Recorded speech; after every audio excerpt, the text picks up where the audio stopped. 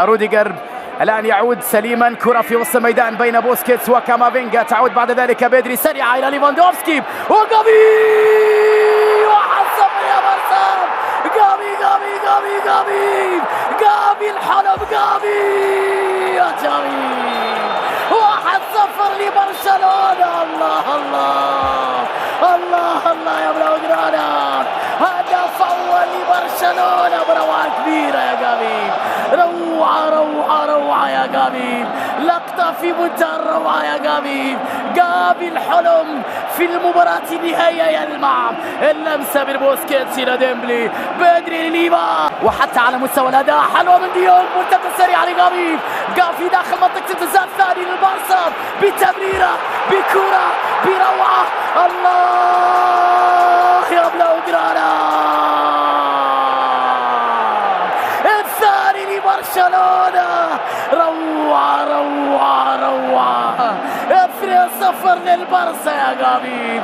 ديونج يا جماعة، ديونج أي لمسة، أي لعبة، أي تمريرة، الساحر ديونج لجافي. هل كان ليفاندوفسكي متسللا؟ الكرة بعد ذلك من جانب جافي، وليفا الثاني لبرشلونة، 2-0 لبرشلونة. البارسا دي بعودة للوراء، بعد ذلك لمسة إلى تور شتيجن،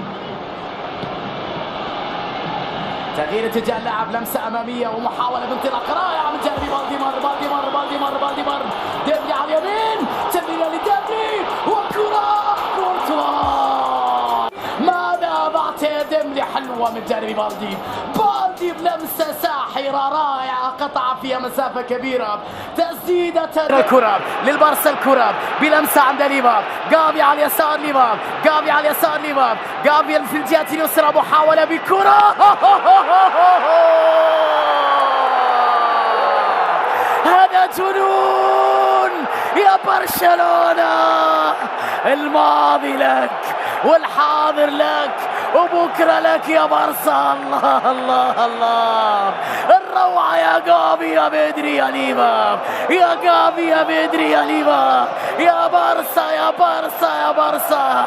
والله اشتقنا لأيامكم، لمتعتكم، لكرتكم، لسحركم، لفنكم. الكرة بروعة من جانب ليفا جافي. مدريد، الكرة لكريم بنزيما، لم يعد هنالك الكثير من الوقت، لم يعد عند ريال مدريد أي شيء يقدمه، ولم يعد الانتظار الصافرة النهائية. داني سيبايوس في آخر لحظة، في آخر تسديدة، وكرة من كريم، هدف جاء متأخر للغاية.